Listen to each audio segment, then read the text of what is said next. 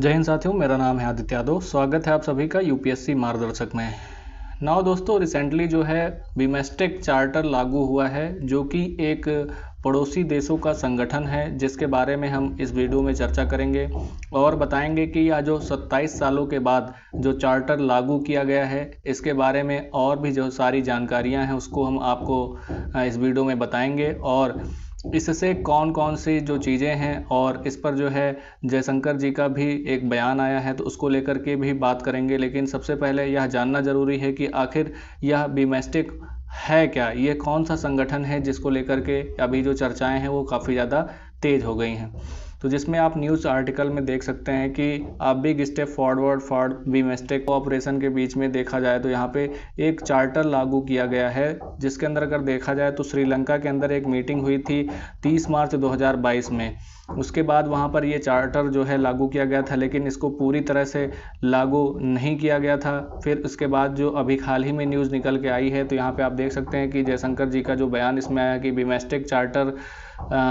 रीफर्म्स our commitment to neighbours EAM। तो यहाँ पे आप देख सकते हैं कि इससे बहुत ही ज़्यादा फ़ायदा होने वाला है जो अभी हाल ही में चार्टर लागू हुआ है। तो इसके बारे में हम आपको विस्तार से बता देते हैं कि आखिर ये पूरा है क्या। तो पहले तो न्यूज़ में क्या है इसके बारे में आपको बता देते हैं। तो यहाँ पे आप देख सकते हैं कि BIMSTEC charter officially started working on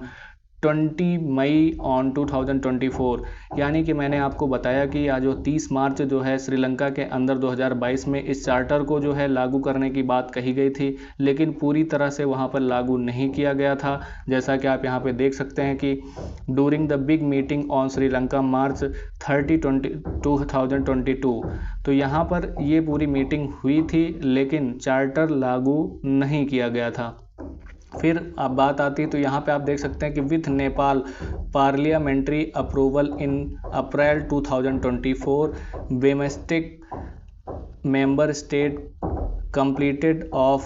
ratification process of paving of way for the charter of implementation। तो यहाँ पे आप देख सकते हैं कि नेपाल के पार्लियामेंट के अंदर इसको अप्रूवल दे दिया गया है। बीमेस्टिक जो मेंबर स्टेट्स हैं उनको लेकर के तो ये जो चार्टर लागू हुआ है, तो इसके पीछे की वजह क्या है और इसके क्या फ़ायदा होने वाले हैं, तो इस वीडियो में हम इस पूरे टॉपिक पर चर्चा करेंगे। तो इसको समझने के लिए हमें यह समझना ज़रूरी है कि पहले तो ये आप समझ लीजिए कि ये जो पूरा जो संगठन है, जो समूह है, ये कौन कौन से देशों से मिलकर बना हुआ है। तो यहाँ पे आप देख पा रहे होंगे कि हमारा प्यारा Bharat, India, Nepal, Bhutan, Bangladesh, Myanmar, Thailand, Sri Lanka, तो ये सारे देश जो हैं 7 कंट्री मिल करके ये पूरा संगठन जो है इनके द्वारा बनाया गया है। और यहाँ पे आप देख सकते हैं कि यहाँ पे भी आप देख सकते हैं कि Nepal, Bhutan, Bangladesh, India, Thailand, Myanmar, Sri Lanka, तो ये सारे देश जो हैं। अब पहली बात तो आपको यह जानना ज़रूरी है कि जो बीमेस्टिक टेक जो है इसका फुल फॉर्म क्या है। तो the Bay of Bengal initiative of multi sectoral technical and economic cooperations, इसका एक फुल फॉर्म जो है।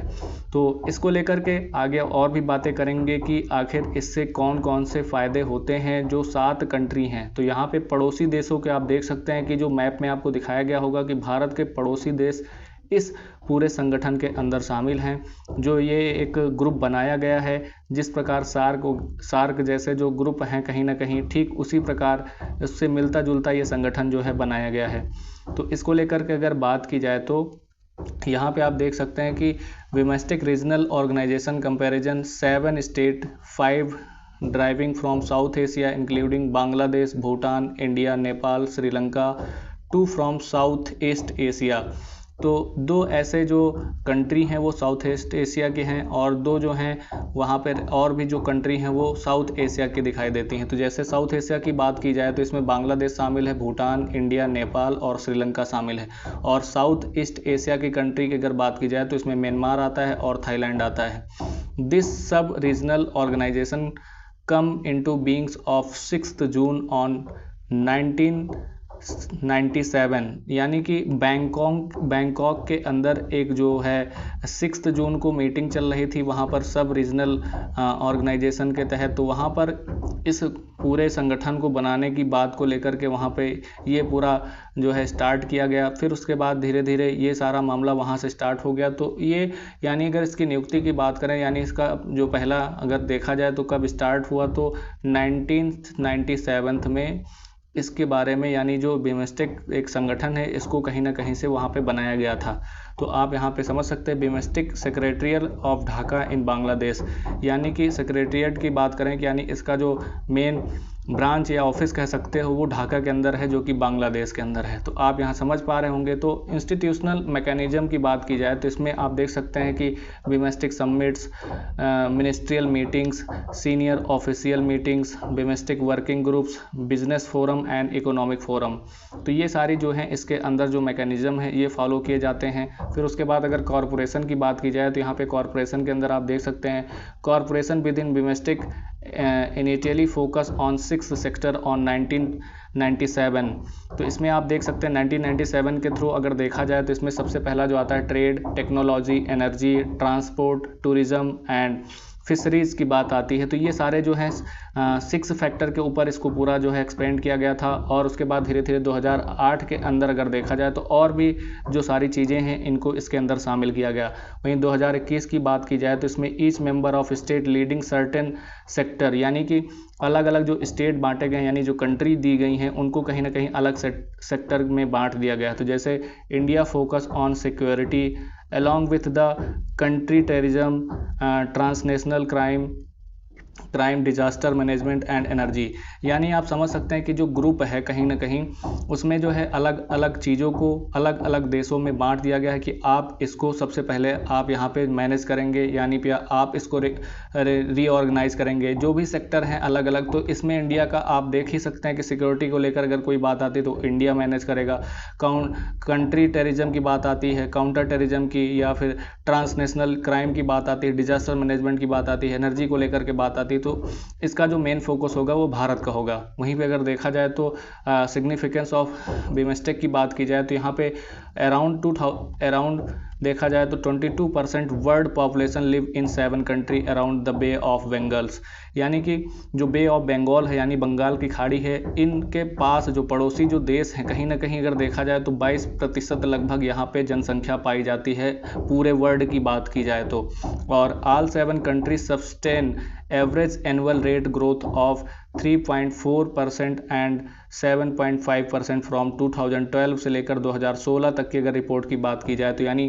3.4% से बढ़ करके 7.5 तक 2012 से लेकर 2016 तक की जो सस्टेन एवरेज एनुअल रेट है वो कहीं ना कहीं बढ़ती हुई दिखाई दी है। और वहाँ पे आप देख सकते हैं कि 4th of the world trade goods across the bay every year, यानी 4th वर्ल्ड ट्रेड में ये सारी जो कंट्री हैं वो कहीं ना कहीं शामिल होती हैं। जो एवरी ईयर की बात की जाए तो 4थे नंबर पर सामने देखने को मिलता है। वहीं अगर देखा जाए तो रीजनल स्ट्रेटजी की बात की जाए तो इसमें आप देख सकते हैं कि BIMSTEC country of have strategic incentives of growth of BIMSTEC. तो इसमें आप देख सकते हैं कि for instant Bangladesh was BIMSTEC platform 11 of state of beyond of small state and Bay of Bengals, यानी इसमें देखा जाए तो यहाँ पे Sri Lanka views of opportunity connect South Asia, यानी श्रीलंका से क्या अपॉर्चुनिटी हो सकती है कि वो साउथ एशिया से कनेक्ट हो सकता है, become hub for the wider Indo Pacific region के थ्रू। तो यहाँ पे श्रीलंका अगर जुड़ने की वजह से इसमें जो है साउथ एशिया की जो कंट्री हैं वो कहीं ना कहीं उनसे ट्रेड करने का अच्छा मौका मिल सकता है। वहीं नेपाल की बात की जाए तो Nepal Bhutan aim connect to the Bay of Bengal regions और overcomes of land lock and geographical position. तो यानी कि नेपाल जो है वो कहीं ना कहीं भूटान के साथ कनेक्ट होकर के बे ऑफ बंगाल में के रीजन में जो लैंड लॉक और जियोग्राफिकल पोजीशन को लेकर के उसकी महत्वता देखी जा सकती है। वहीं म्यांमार की बात की जाए तो म्यांमार है थाईलैंड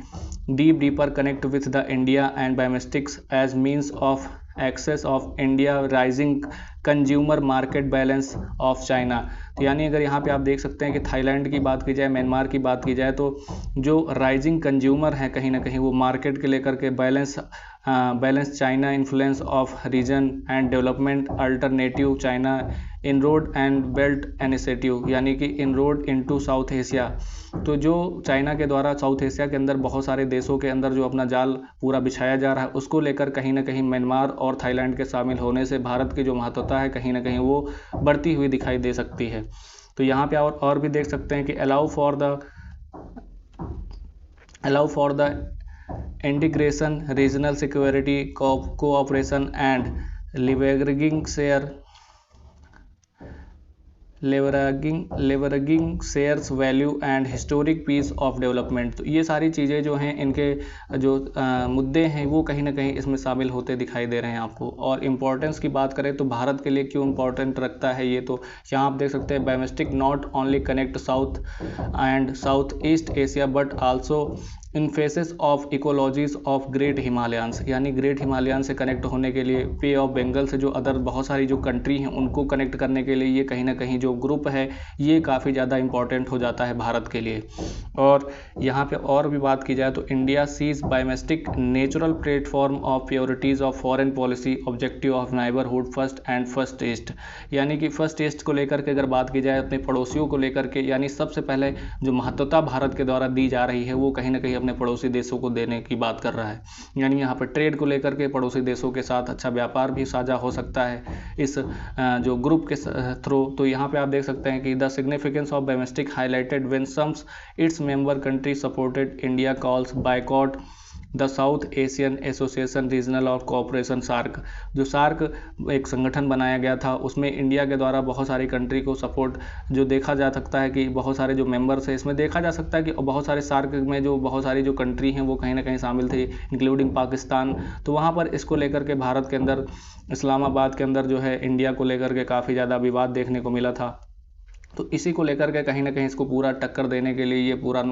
जो संगठन बनाया गया कहीं ना कहीं इसको लेकर बहुत अच्छा हो सकता है। तो India claim victory of isolated Pakistan through the moves. तो यहाँ पे देख सकते हैं कि कहीं ना कहीं सार्क के साथ जो कनेक्टिविटी थी भारत की वो कहीं ना कहीं टूटती नज़र हुई दिखाई दे रही है। वहीं अगर बात करें crucial against of assertive of China, तो चाइना को काउंटर करने के लिए कहीं ना कहीं ये जो पूरा संगठन है वो कहीं ना कहीं बढ़िया देखने को मिल सकता है। जैसे आप देख सकते हैं कि the Bengal crucial increasing asserting China of maintain access of route Indian Ocean के अंदर जिस प्रकार चाइना अपने आप को बढ़ा रहा है, ठीक उसी प्रकार और भी देख सकते हैं कि बेल्ट एंड रोड इनिशिएटिव की तरह जो भी सारी चीज़ें हैं, new battle ground, China battle for the dominance, और भी सारी चीज़ें जो हैं अलग अलग देशों में चाइना के द्वारा जो इस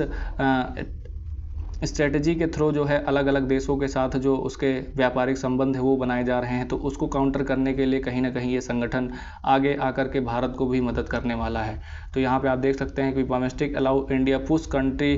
constructive agenda counter Chinese investments and follow the practice of connectivity project based on recognise international norms and China project of widely scenes of violating this norms. यानी कि बहुत सारी जो चीज़ें होती हैं कहीं ना कहीं डोमेस्टिक अगर स्टेट जो कंट्रीज़ हैं कहीं ना कहीं एक साथ मिलकर काम करती हैं तो चाइना के जो एजेंडे हैं कहीं ना कहीं उसको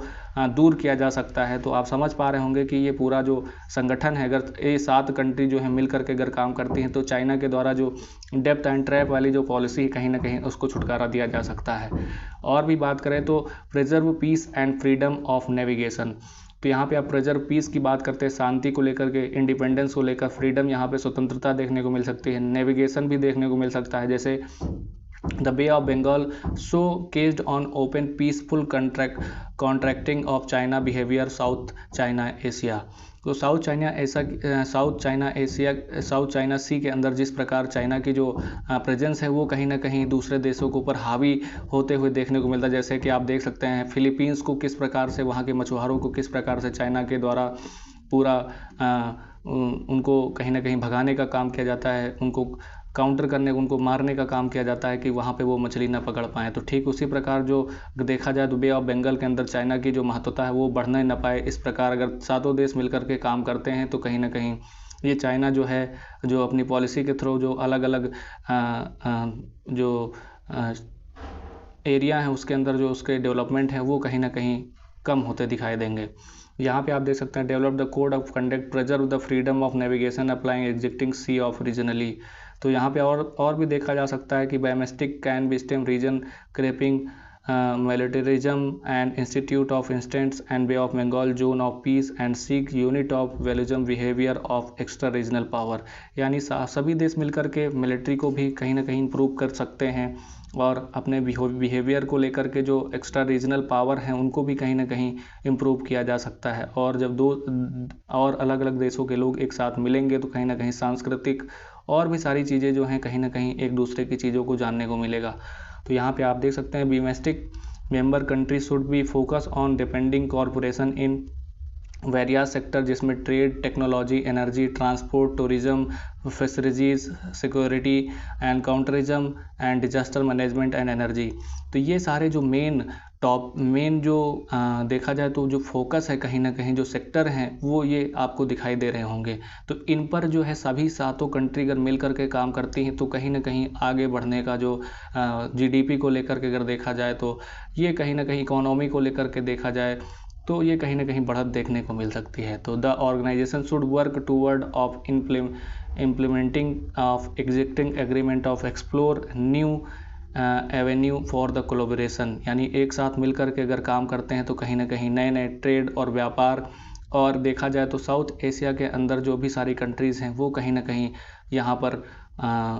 व्यापार को लेकर के बहुत सारे जो हैं नए नए द्वार खोल सकते हैं। तो यहाँ पे आप देख सकते हैं domestic should be the toward enhancing trade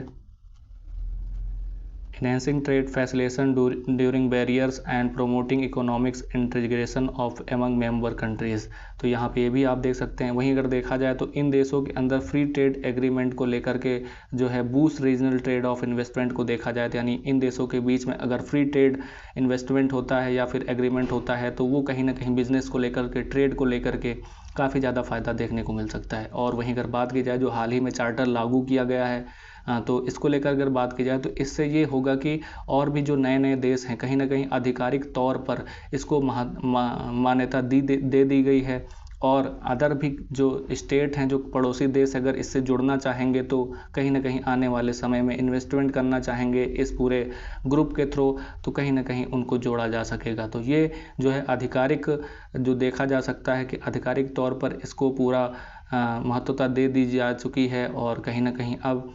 जो है डोमेस्टिक जो संगठन है कहीं ना कहीं अब आगे बढ़ता दिखाई देगा।